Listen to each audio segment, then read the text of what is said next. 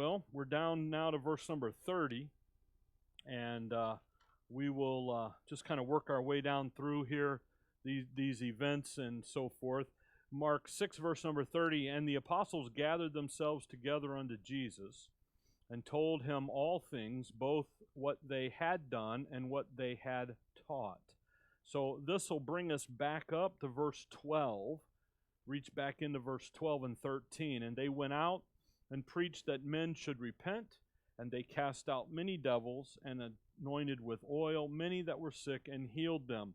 And Mark then goes in verse 14 to 29, the historical event there about Herod and the murder of John the Baptist, and those events that just as the Lord sends out the disciples, and really without him, as they're going to face the rank unbelief within the nation, they were also going to be facing the politics and the governmental opposition as well. So then verse 30, they come back, they get together, they've told him all things, both what they had done and what they had taught.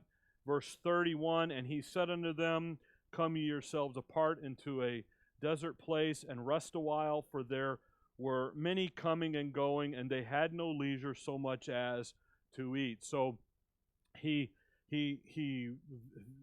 have this interaction between the Lord and the disciples here. He doesn't, in the face of the opposition coming out of the stuff here about John the Baptist and their rank, the Lord doesn't hide. He doesn't stop. He then sends them out. The 12 are in training, so he's getting them out there. He's getting them going. If you look there at verse 30, he says that when the apostles were gathered together and told him all things, both what they had done and what they had taught. You'll notice that they switch the order. They tell him what they did, and then they tell him what they taught. The order in verse 12 was that they go preach that men should repair, and verse 13, they cast out. So the order was go teach and then go do the miracles. So the miracles were going to validate the message, but in their thinking, the miracles had precedent in their thinking over what they were preaching. So you have an issue here that what begins really to happen here is you begin to see their maturity, and how the fact really is that it's easy to get caught up, even for the apostles, in the physical thing, the miracles, and rather than getting caught up in just the message. So he says to them there in verse 31, come you yourselves apart into a desert place and rest a while. And again, he says this to them. It's more than the issue of them being overwhelmed or them being tired. It is an issue of them taking a break, not a vacation. That's why he calls it and rest a while. There's an issue here more than them saying, okay, look, we're going to go to the Caribbean for the week and just take it easy and regenerate. And I read a guy years ago about being burnt out for Christ, and I'm like, how do you get burnt out for Christ? And that's something that he's not talking about here. You'll notice he's in verse 31, come ye yourselves apart into a desert place. If you look there at verse 32, and they departed into a desert place by ship privately. So this isn't the desert issue here is not the Sahara or the Mojave or the high desert or the low desert, because obviously they're going to get there by ship. If you come over to Luke chapter 9, the issue of the desert place is it's a sense of a deserted place, an empty place, a place where they could have a little respite. Adam and Eve, he makes the garden eastward in Eden, and that garden idea of the home is to be a place of respite, a place of rest. Get out of what are they doing? They're coming, they have no leisure, they can't even get something to eat, there's so much activity going on, so then let's get into a desert place. So it really, that desert has a deserted kind of a private place, a place that isn't occupied. They can go, they can be over by themselves. They're going to have to take a ship to get to it. So it's not the desert, like, go out and back into Arabia, like that. It's more of a secluded place, more of a place where they can come and get there. If you look in Luke 9, by the way, this information that we're reading about in Mark 6, and then subsequently the feeding of the 5,000 sits in all four Gospels, and we'll see why here in a minute. It sits there in Matthew 14, Mark 6, where we're at, Luke 9 here, and John 6, and it's really wonderful when you recognize what's going on here. By the way, all four Gospels in the presentation of the Messiah and that portrait will then present the information in those portrait manners. And we'll see that in Mark 6. It's at the end of the day where they go get the fishes. In John 6, they ask the young man, the kid, about it early in the day. And then by the end of the day, they get it. So it's just things like that. But look at Luke 9 and look at verse 10. And the apostles, when they had returned, told him all that they had done. And he took them and went aside privately into a desert place belonging to the city called Bethsaida. So again, that's where they're at. They're going to take the ship, they're going to go over. So when you come back to Mark 6, verse 31, they go over into a private place. Come ye yourselves apart into a desert place and rest a while, for there were many coming and going, and they had no leisure so much as to eat. They come over into this private place. Let's get a little rest here. And again, it's needed from time to time to kind of catch your breath and get going. They have a lot of activity. So you don't really want to get overworked. These guys weren't. They were excited to tell the Lord and get caught up and everything. And yet he is asking them to come be a part with him. Come over here, let's get away from everything, and you come and be with me. Not just go take a break, but that's what he says there in verse 31. He said unto them, come yourselves apart into the desert place and rest a while. For there were many going. Come over here, let's be with me. And if you think about what's happened with the apostles, they have been working with him. He's been training them. Then he sends them out without him. And now he wants to come back over here and spend time with me. And really, that personal time with the Lord is what is needed. And sometimes you can get caught up in the activity and the doing. And what happens is if you don't have the personal time with the Lord, that activity and that constantly doing and that going and going, it actually becomes mechanical. And you're just doing it because it's what you've always been doing.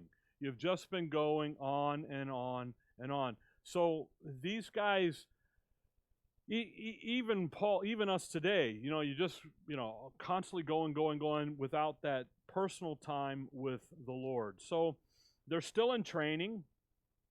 He's still teaching them. And really, Mark 6:31, what he's talking about here is, for the Lord, it's him first. And they said, here's what we did, and then here's what we preached. And the Lord says, no, you got that wrong. I need to be the focus point. You need to come and let's get back on track. And again, at this point in their ministry, you have to remember that they're not quite fully functioning on all cylinders yet. If you come back in Mark, come back there to chapter 4, 4:13. He said unto them, these are the apostles, know ye not this parable? And how then will ye know? They don't know the parable. They don't understand the parable. So he explains it to them. 4:41, the issue here of storm, and the Lord is sleeping and gets up, comes.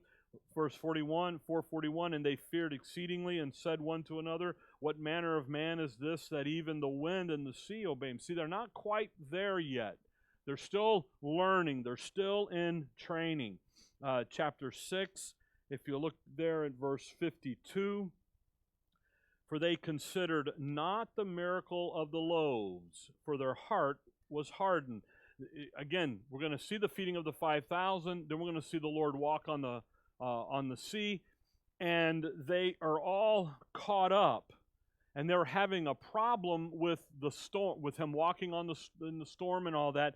Why? Because they didn't pay attention to what he just did with the feeding of the 5,000 and what that means. So when if you come over to chapter 7, look there at verse 18. And he said unto them, are ye so without understanding also? Do ye not perceive that whatsoever thing from without entereth into the man, it cannot defile him? Pay attention. You're not paying attention, guys. And there's a simple doctrinal thing there. When we get over in chapter 7, we'll look at it. They're not quite getting it all. That's the point. So when you come back into Mark 6 here, and the idea of them coming away into a desert place, again, a secluded area, not desert in the sand and the dunes, because we're going to get on a boat and go to it here in a minute. It's more of a private area, again, like deserted. And it's very fascinating when you just read the verses and let the verses say what the verses say and not try to read into stuff. Then as we get into the feeding of the 5,000, we'll see that here. They didn't just go and take a vacation because they were burnt out from a few weeks of work, all right? They didn't just take a Sabbath day off. And again, that Sabbath day rest issue. If I study in Romans 11, getting ready for Sunday, if Israel had paid attention to the Old Testament and what was going on, they would have not have been so far gone as where they ended up. That's exactly here where the Lord is. So he gets them together so that they can take a break and get away from the crowd. Again, verse 31, they had no leisure so much as to eat. All right, let's get you caught up. But the critical thing here is that they were apart with the Lord. They were with him, and they were getting back in touch with him and how he was functioning. And with the Lord, it was always message first and then the miracle to back it up. They had gotten kind of it out of order. They were telling him about the physical and the miracles, and then, oh yeah, and by the way, we did preach, the message. But this is what happened, And that's how you can get caught up in those things. And again, if Israel had taken every Sabbath, what the Old Testament told them to do, by the way, the Sabbath was in Genesis there, when he rests, the Lord wasn't worn out when he got done creating. He wasn't, uncle, I'm done. He's like, no, this is why I created creation to come and dwell with you, Psalms 132. And when I do that, here's what's going to happen. In Israel, here's why I created man. Here's what Israel's created for. And if Israel, you're to stop, you're to take a moment. What do they say? Take a beat, take a breath. Okay? I get caught up every now and then with the slang of the day. They take a minute and they get caught up with what he's doing and why they created it, and remember that. Then really their attitude about the Lord, about Messiah, would have been a greatly different. So that's the idea here of the rest. That kingdom rest. And the whole purpose of it here was for them to get back in touch with him. He's refreshing them. He's training them in the purpose of who they are and what they're going to be doing and so forth, not only in his presence, but now also in his absence. So we come to verse 32. And again, the feeding of the 5,000 sits in all four Gospels. And it's critical to catch this because of the picture it is painting. Now, we're in Mark. Mark is portrays the Lord as a servant. Mark bottom lines it. Matthew, here's the king, here's the words of the king, here's what he says. Luke, here's the man, here's how he felt about this. Here's John, he's the Son of God. Boom, he's deity, this is the deal. Mark comes in as a servant and says, hey, here's the bottom line. We're going to get immediately right to the bottom line. So verse 32, and they departed into a desert place by ship privately. And again, desert place, he's not talking about out there down in Saudi Arabia on the back end. He's talking about a deserted place, a private place. And the people saw them departing, and many knew him, and ran afoot thither out of all cities, and outwent them, and came together unto him. Notice, again, here's another, people get caught up on that desert thing, and then they get caught up here in verse 33 on thither out of all cities. Well, when he says all cities, he's not talking about out of Rome too, or out of Phoenix, or out of Cyprus. He's talking about the area. If you look down at verse 55, and ran through that whole region round about, and began to carry about. See that thing about the whole region? That's what he's talking about. He's talking about he defines really the all cities as the whole region. He's not, it's like that thing in Matthew 3 when all of Judea came to John the Baptist. Not everybody in Judea came, okay? The idea is that there's no exception to who can come.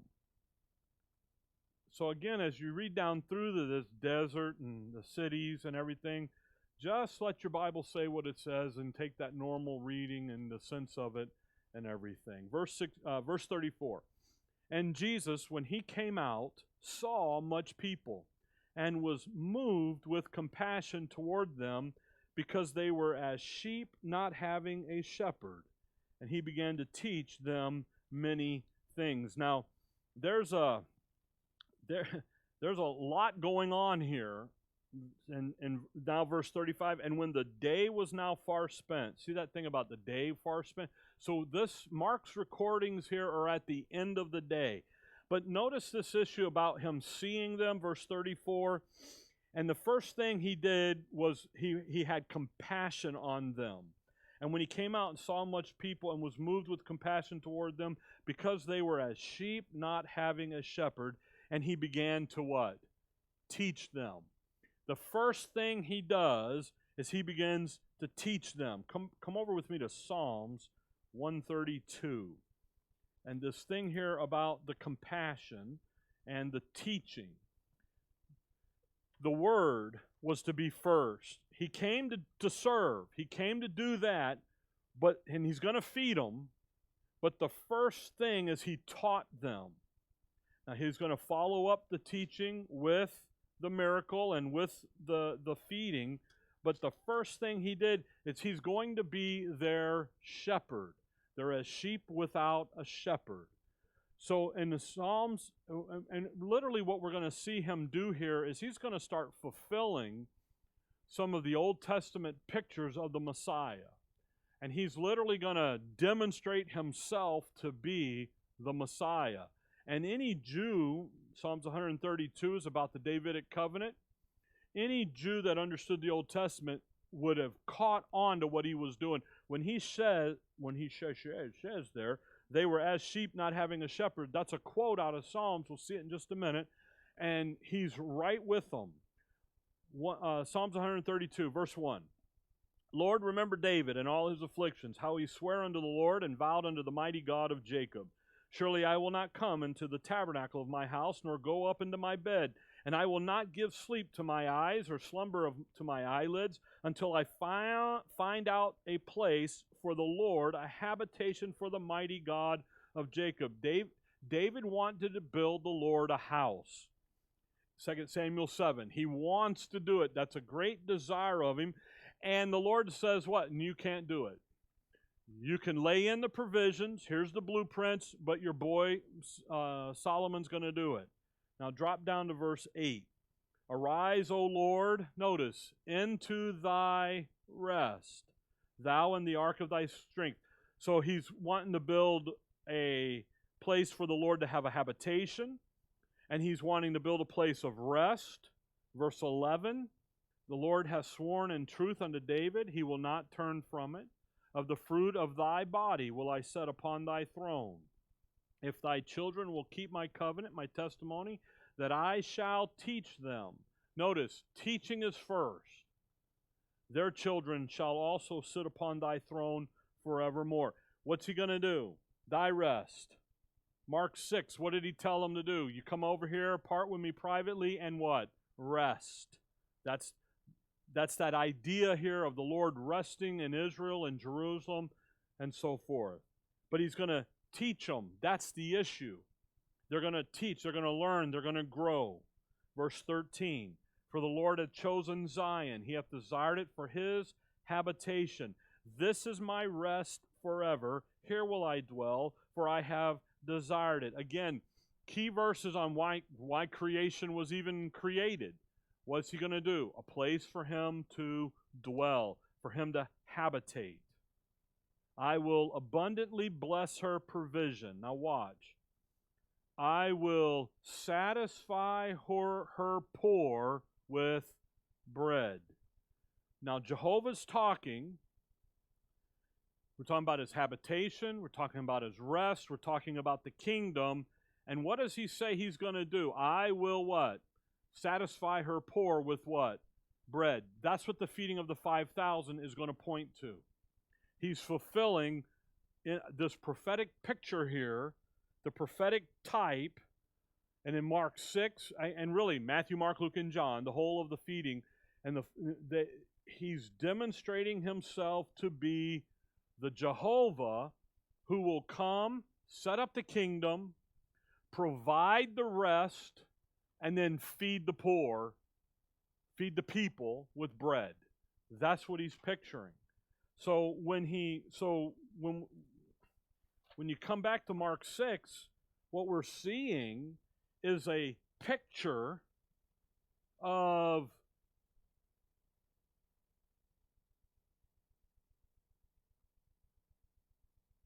not seeing a picture, we're seeing the fulfillment of him fulfilling the picture, the prophetic picture of the Messiah, Jehovah, feeding God's people. So what Psalm David was talking about, the Song of Degree, Hezekiah's guys are talking, is that, and the Lord says, I'm that. You see that? That's me. Okay? Mark 6. By the way, there's a passage in Psalms. Hang on here. I got this.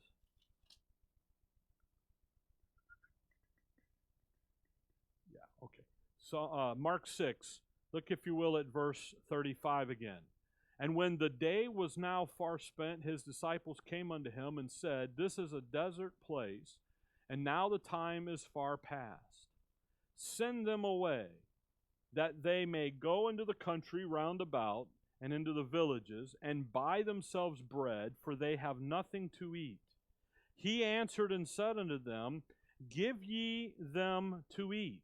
And they say unto him, shall we go and buy 200 pennyworth of bread and give them to eat? They're rebuking the Lord. What are you, nuts? We only got like $8 amongst us. How are we going to feed all these people? You know, there's the account, Mark and Luke and John, there's 5,000 men and women and children. So there's quite a big crowd here. But notice what he's doing here. Verse 35, and when the day was now far spent, John 6, when they go talk to the boy about getting the fishes and stuff, that takes place early in the day. So they're talking to him early, and then they go get it at the end of the day from the boy. Okay? Verse 39. Just kind of get the verse 38. And he saith unto them, how many loaves have ye? Go and see. And when they knew, they saw 5 and 2 fishes. And he commanded them to make all sit down by companies upon the green grass. And they sat down in ranks by hundreds and by fifties. And when he had taken the 5 loaves and the 2 fishes, he looked up into heaven and blessed and brake the loaves and gave them to his disciples to set before them. And the 2 fishes divided he among them all. And they did all eat and were filled. And they took up 12 baskets full of the fragments and of fishes. And they did eat of the loaf. And they that did eat of the loaf were about 5,000 men. So again, that prophetic picture of him feeding the poor, feeding the people. Okay? If you come back to Psalm 78, also what you have going on here is Psalm 78. You have a picture here. The prophets have been talking about it. David's been talking about it. Here is Asaph. He's going to talk about this issue. And the Lord is saying, hey, look, guys, what the Psalms and the law and the prophets were talking about was me. I'm here. I'm doing this. Now, the believing remnant get it. The apostate nation just stumbles right on over it. Okay? Psalm 78, notice verse 17. And they sinned yet more against him by provoking the Most High in the wilderness. So where are we? In the wilderness. And they tempted God in their heart by asking meat for their lust. Yea, they spake against God. They said, can God furnish a table in the wilderness? That is exactly what the disciples just asked in Mark 6. How are you going to feed all these people? We only got $8. You know, I went over here to Popeyes for dinner. Shouldn't have did that, but I did anyway. Break the diet one night. You know, and come away for $10 late. I'm like, dude, I got $10. I took my last 10, you know, there it is. And he's like, how you gonna feed all these people on 5 and 2? That's exactly what's happening. What are you gonna do? He's already fed them, you know. You're in Psalm 78. Look over at Psalms 105. See, that question is really a rebuke or a question of unbelief. They're not there yet. They're not maturing yet. Look at Psalms 105. By the way, has he fed them in the wilderness before? Oh, yeah. A little manna bread. 105 verse 40. Notice this. The people asked, and he brought quails, and satisfied them with the bread of heaven. Now, there's a picture they understand there. They're eating bread, and they got the fish. But manna, that's what he's talking about, the bread of heaven, the corn of the bread of the food of the angels. But what does he do in Revelation 12? He feeds them in the wilderness. There's a table in the wilderness. Micah 7, Jeremiah 50, he actually tells them where to go to get find the table. Lays it out for them. They understand that.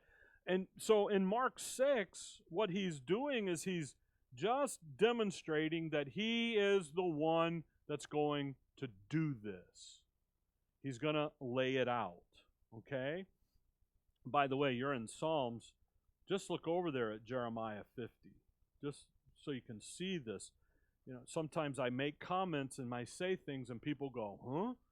But when in Revelation 12, when Satan is cast down and he's running, you know, chasing Israel, that believing remnant, they run out into the wilderness. There's places that they are going. If you look here at Jeremiah 50, if you look there at verse 17, Israel is a scattered sheep. The lions have driven him away. First, the king of Assyria hath devoured him. And last, this Nebuchadnezzar, king of Babylon, hath broken his bones. You go read Amos over there. I think it's like Amos 4. The Assyrians take them. Those 5 courses of judgment, they're instant. They're bam, bam, bam, bam. The 10 northern tribes are gone. Judah, a little different. Nebuchadnezzar comes up 3 times. On the 3rd time, that's where he takes Daniel, leaves Jeremiah and Isaiah in the land, but then takes Daniel out. But look at verse 19. I will bring Israel again to his habitation, and he shall feed on Carmel and Bashan. and his soul shall be satisfied upon Mount Ephraim and Gilead. Those are places that they're going to find the table. If you come over to Micah 7, those are literally the places that they're going to go to in the wilderness to get. Okay? Micah 7, look at verse 14. Micah 7:14. Now, these are all 70-week tribulation passages. Jeremiah 50, they're in Babylonian captivity. They're under Gentile governorship. Picturing that end times over here. Micah 7, here it is, verse 14. Feed thy people with thy rod, the flock of thy heritage, which dwell solitarily in the wood, in the midst of Carmel. Let them feed in Bashan and Gilead, as in the days of old. According to the days of thy coming out of the land of Egypt, will I show unto him marvelous things. Well, you see that, as in the days of old. Well, come back to Exodus. Exodus 16, here are the days of old. See, the stuff just isn't just with Israel. It's not just, okay, we're feeling, okay, it's a great story, cool. It's setting the stage so that at that end time over here, when it's time for the Messiah to come, the King to come and set up, they're going to go underneath that rod of the adversary, of the Antichrist, and he's going to say, just as it was in the days of old, in the days of her youth, it's going to be that right over there. And the Lord's over there going, I'm here, I'm here, I'm here. I'm the one. And they biffed it. Exodus 16. I found a page on Instagram about if you're cool if you're born in the 70s, in the 80s, and the 90s. It's all one. And it's got a lot of old stuff. And Biff was on there the other day. And then, what was the other one? Happy Days. Sit on it, Potsy was the other one. It was pretty funny. Anyway, that's what I do with my downtime. Sitting around the pool going, what am I doing? Exodus 16, verse 1. And they took their journey from Elim, and all the congregation of the children of Israel came into the wilderness of Sin, which is between Elim and Sinai, on the 15th day of the second month after their departing out of the land of Egypt. So here we go. They're out. They're on their way. They're gone through 5 tests. They're getting out of Egypt. They're getting on their way. It's time to get out there and to journey. If you look there at verse 7, and in the morning, then ye shall see the glory of the Lord. Do you see that thing about seeing the glory of the Lord? That's the first time the glory of the Lord is mentioned in that phrase like that, seeing it. Look at verse 10. And it came to pass as Aaron spake unto the whole congregation of the children of Israel, that they looked toward the wilderness, and behold, the glory of the Lord appeared in the cloud.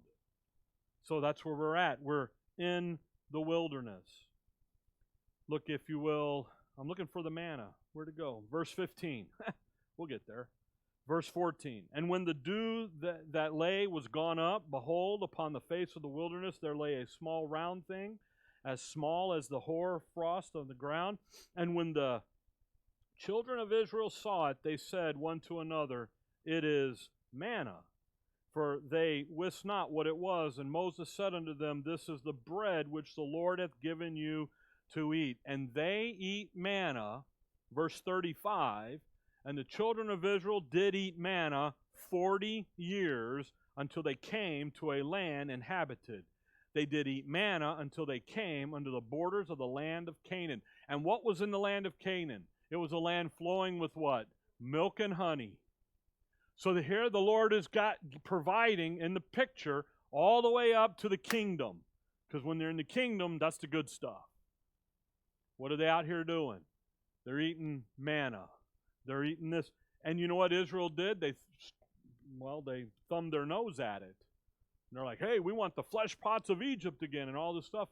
And then you've got their rebellion that comes up. And their rebellion that happens. And again, manna, Psalm 78, verse 24, says that, and had rained down manna upon them to eat, and had given them the corn of heaven, Man did eat angels' food. He sent them meat to the full. So angels' food. That isn't the, did you get cold? Yeah, the air came on, I guess. So anyway, angels' food. That isn't the cake. It's what? It's manna. So when you come back to Mark 6, actually go over to Numbers 27. In Mark 6, that they're about as sheep not having a shepherd. We didn't look at that, did we? Numbers 27. Look at Numbers 27.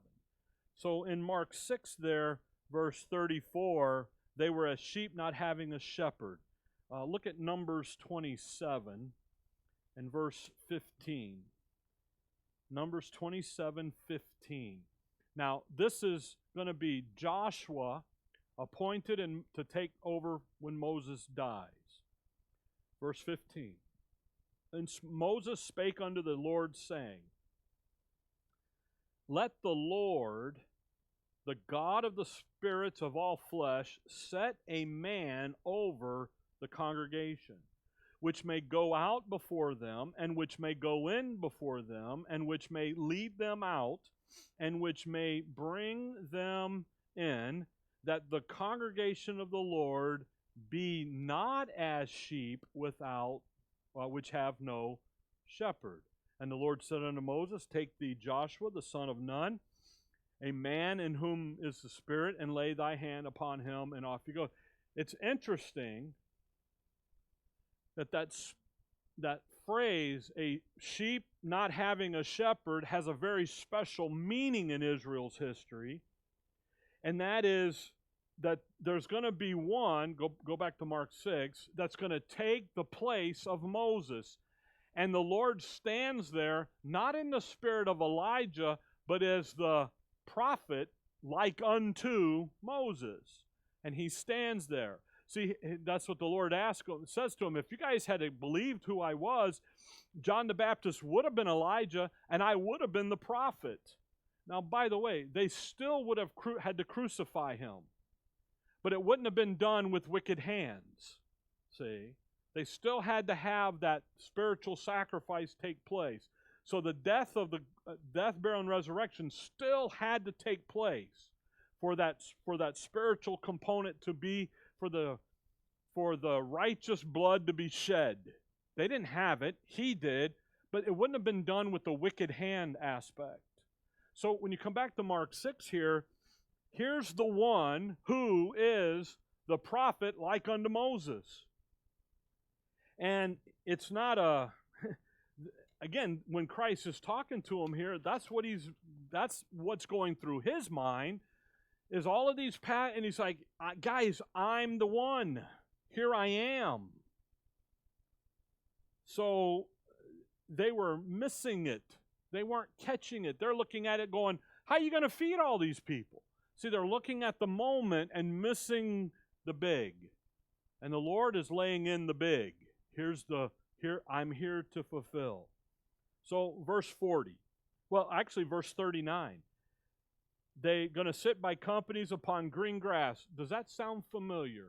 Psalms 23. Sounds familiar, doesn't it?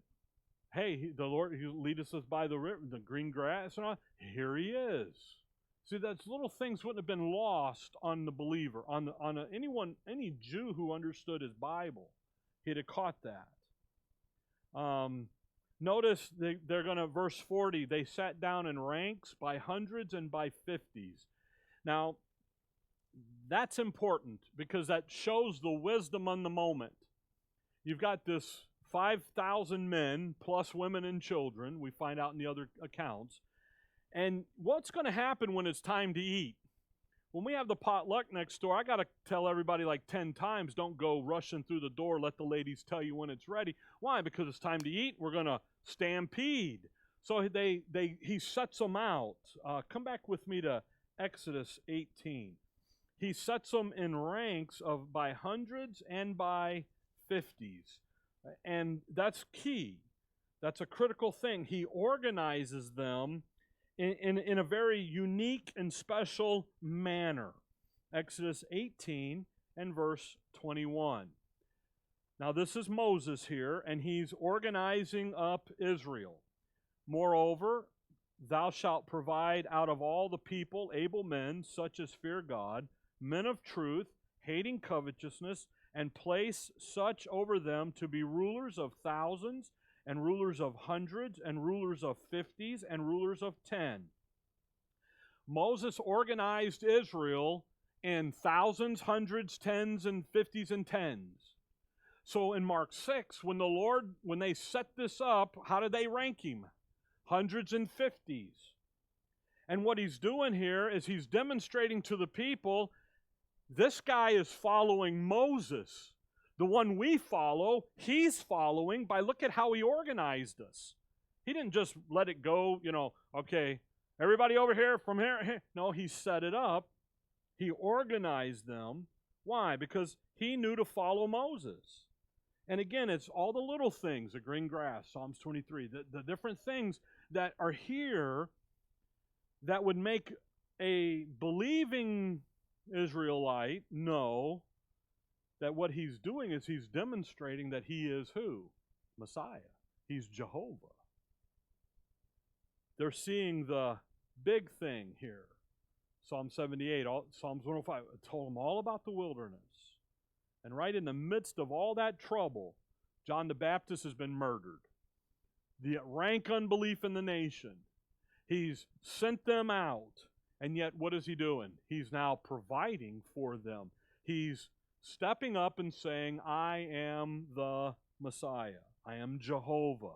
I'm the one that's going to provide for you. I'm providing bread for the people. I'm doing it in the wilderness. I'm out here away from town. I'm out in the desert place here, secluded. I'm out and I'm about. Now, verse 42.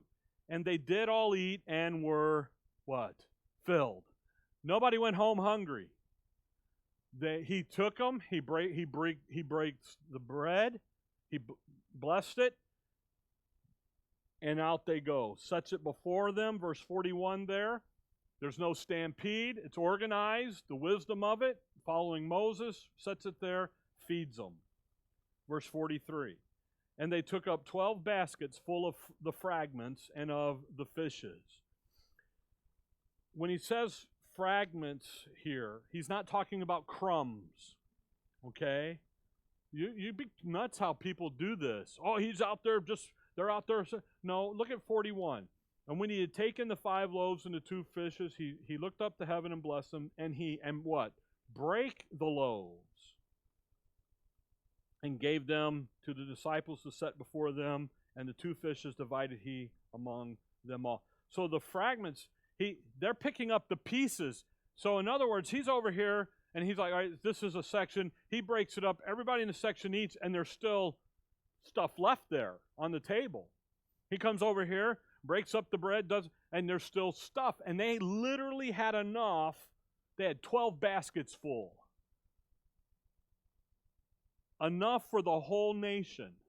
Not just who was in the room, 5,000, but the whole nation. And that's going to paint the picture of 2 Kings. So run back to 2 Kings 4. 2 Kings 4. You see, the whole nation was to be blessed. 2 Kings 4, you have the widow's oil and Elisha. By the way, Elisha shows up. He doubles up what Elijah did miracle-wise. Miracle-wise. He did twice as many miracles as Elijah did. Why? Because he was carrying the second blessing and that picture. So in 2 Kings 4, the first 5 verses, she's got this oil, this little bitty thing of oil. And Elisha shows up. Just verse 1. Now there cried a certain woman of the wives of the sons of the prophets unto Elisha, saying, Thy servant my husband is dead, and thou knowest that thy servant did fear the Lord, and the creditor is come to take unto him my 2 sons to be bondmen.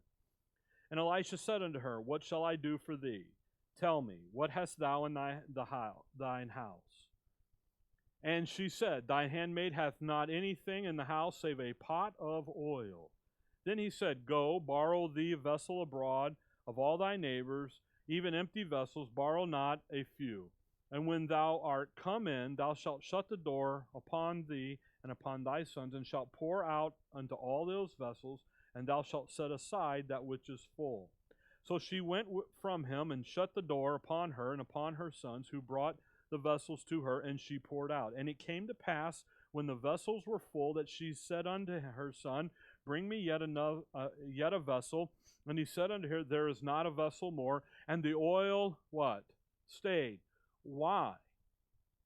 Because he had told her, You make me bread first. She did. And what's happening with the oil? It's enough. Not only is it enough to take care of her and her sons, it's now enough to take care of the nation. Okay? Drop down to verse 42. Verse 42. And there came a man from Baal Shalisha, and brought the man of God bread of the first fruits, 20 loaves of barley, and full ears of corn and husk thereof. And he said, Give unto the people that they may eat. He's bringing in his tithe, and he brings it to Elisha.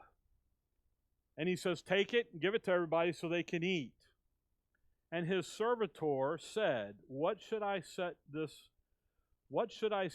before 100 men? And he said again, Give the people that they may eat. For thus saith the Lord, They shall eat and shall leave thereof. And think about this. The servitor, he looks around and goes, This isn't enough to feed everybody. Well, what's the word? Give it to them, let them eat, and when he says, and shall leave thereof, there will be leftovers. Okay? So he set it before them, and they did eat and left thereof, according to the word of the Lord. Guess what? They did eat, they were full, and they left over. So when they're finished, what are they? They're satisfied. What's going to happen in the kingdom? There's leftovers. So when you come back here to Mark 6, what the Lord is doing is he is demonstrating what the Old Testament said that Jehovah, the Messiah, will do, will provide for Israel in the kingdom. What is he going to provide? They're going to be satisfied. They're going to be full. They're not going to have to worry about anything else. It's all done. 6:44, and they did eat of the loaves.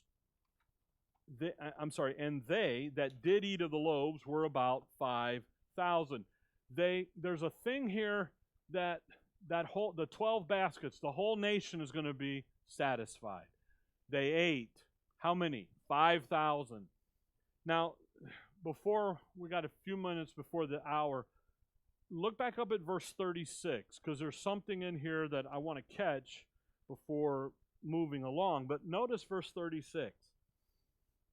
And actually, we'll deal with walking on the sea next time. Just look at verse 36. Look at what the disciples say here. He send them away that they may go into the country round about and into the villages and buy themselves bread, for they have nothing to eat.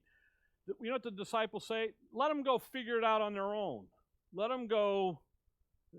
They want the Lord to just send them away from they want the Lord to send them away from Jehovah, the one who's going to provide life and substance and food. Just send them away, Lord.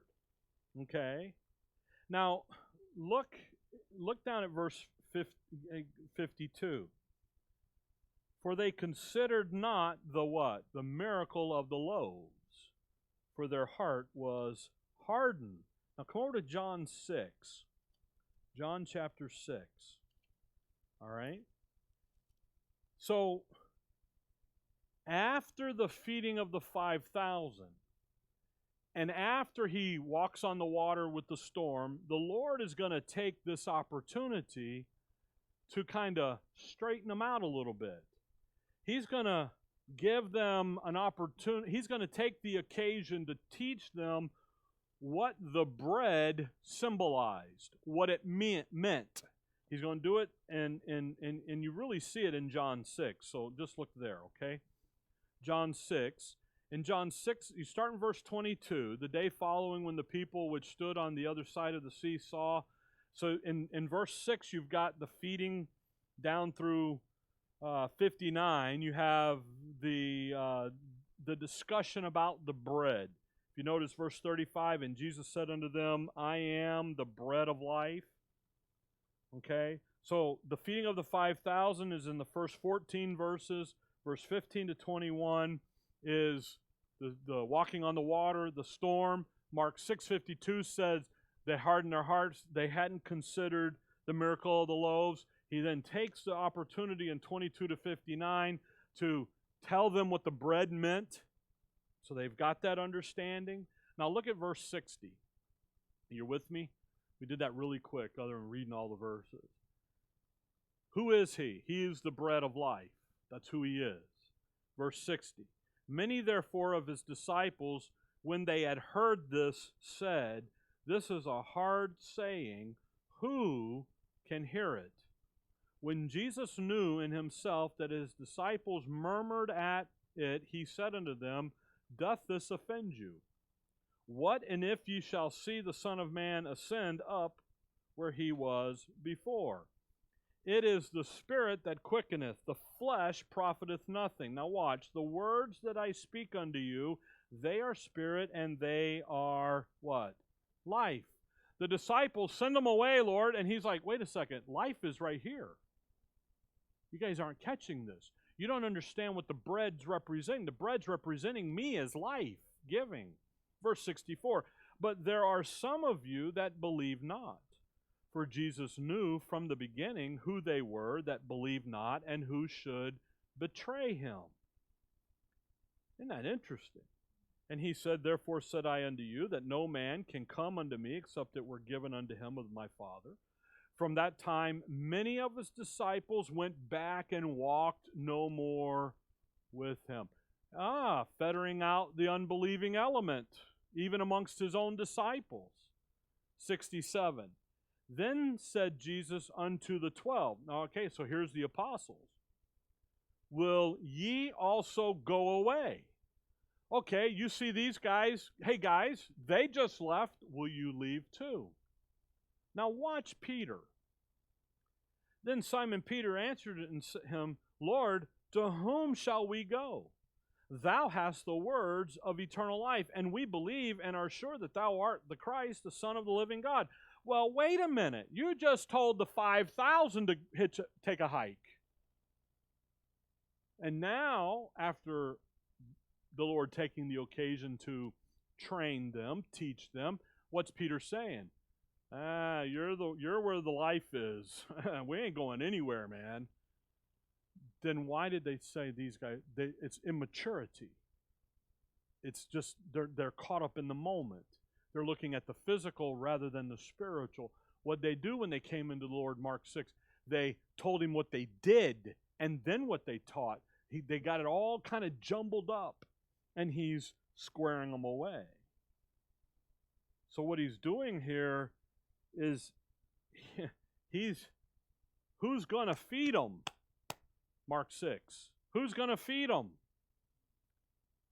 Let them go to town, get their own food. Man, that one family, they got like 8 kids. What are you talking about? We got to feed 8 of them? You know. 8 plus mom and dad. That's 10 of them to feed. Boy, I'm going to feed those mouths. You know, and it's like, wait a second. You're the one. He's the one that's going to provide the abundant provision that never runs out. So Mark here, he's letting them know there's nowhere else to go. Can't go anywhere else. He's the one. And again, Mark is bottom lining this. He's not filling in a lot of... See, we were in John 6 to get some of the details. We're in Luke 9 to get some of the details. Mark is, this is what he did. Now, we'll catch the walking on the water because we only got like 5 minutes before the top of the hour next time, and we'll work down through that, because what you don't see in Mark is the great discussion about what the bread means. You see that in John 6. And what happens in Mark is he's going to move right along in the miracles issue, and by the way, he's going to feed 4,000 in chapter 8. That's a completely different issue. The 5,000 here, again, he's demonstrating that he is the one. He's the Messiah. The believers get it. They follow on. The unbelievers get boom. And ultimately, in the end, all 12 tribes are going to be provided for. The whole nation will be taken care of. And that's the picture that he's painting. Okay? So don't miss the little details in the feeding of the 5,000. And there's just, and I mean, if you think about